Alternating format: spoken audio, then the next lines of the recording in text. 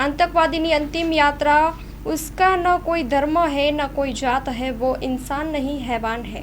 કાશ્મીરના પહેલગામમાં નિર્દોષ લોકો પર કરવામાં આવેલા કાયરતાપૂર્વકના આતંકી હુમલામાં 28 નિર્દોષ ભારતીયોએ જીવ ગુમાવ્યો। માનવતા વિરોધ નિર્મમ હુમલાનો વિરોધ કરવા અને હુમલામાં જીવ ગુમાવનાર ભારતીય નાગરિકોને શ્રદ્ધાંજલિ અર્પણ કરવા સુરત શહેર જિલ્લા કોંગ્રેસ સમિતિ આયોજિત આતંકવાદની અંતિમ યાત્રામાં ખૂબ મોટી સંખ્યામાં લોકો સ્વયંભૂ જોડાયા હતા। આતંકવાદની અંતિમ યાત્રા સરદાર કોમ્પ્લેક્સથી શરૂ કરી સીતાનગર ચોક સુધી કાઢવામાં આવી, જેમાં લોકો દ્વારા આતંકવાદના પૂતળાને ચપ્પલ મારી, લોકો લાતો મારી વિવિધ પ્રકારે આક્રોશ વ્યક્ત કર્યો હતો।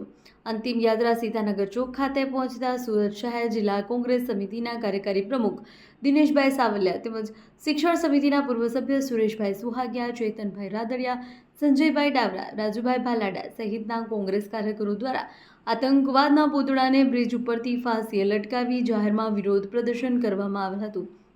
આ વિરોધ પ્રદર્શન થકી સરકાર પાસે લાગણી અને માંગણી વ્યક્ત કરવામાં આવેલ હતી કે આ દેશ ઉપર આવી પડેલી વિકટ પરિસ્થિતિમાં સમગ્ર કોંગ્રેસ પક્ષ સરકારની સાથે છે, ત્યારે જે પ્રમાણે ઇન્દિરા ગાંધી દ્વારા પાકિસ્તાન ઉપર હુમલો કરી પાકિસ્તાનના બે કટકા કરી બાંગ્લાદેશને છૂટું પાડવામાં આવેલ હતું, તેવી જ રીતે આ સમગ્ર દેશ આજે આપણા નિર્ણયની રાહ જોઈ રહ્યો છે અને ઇન્દિરા ગાંધીને યાદ કરી રહ્યો છે।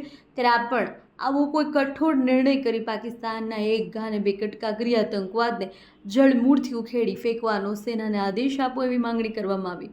કાર્યક્રમમાં સુરત શહેર કોંગ્રેસ સમિતિના પ્રમુખ ધનસુખભાઈ રાજપૂત, કાર્યકારી પ્રમુખ દિનેશભાઈ સાવલિયા, નગર પ્રાથમિક શિક્ષણ સમિતિના પૂર્વ સભ્ય સુરેશભાઈ અશોકભાઈ પીપળે, કોંગ્રેસના પ્રમુખ મેહુલભાઈ રાયકા, શૈલેષભાઈ રાયકા, વોર્ડ પ્રમુખ સંજયભાઈ ડાવરા, રાજુભાઈ ભાલાડા, ચેતનભાઈ રાદડિયા, દિનેશભાઈ પીઠરિયા, અરવિંદભાઈ તળાવિયા સહિત મોટી સંખ્યામાં કાર્યકરો આગેવાનો ઉપસ્થિત રહી કાર્યક્રમને સફળ બનાવ્યો હતો। અહેવાલ માં ન્યૂઝ, ગાંધીનગર।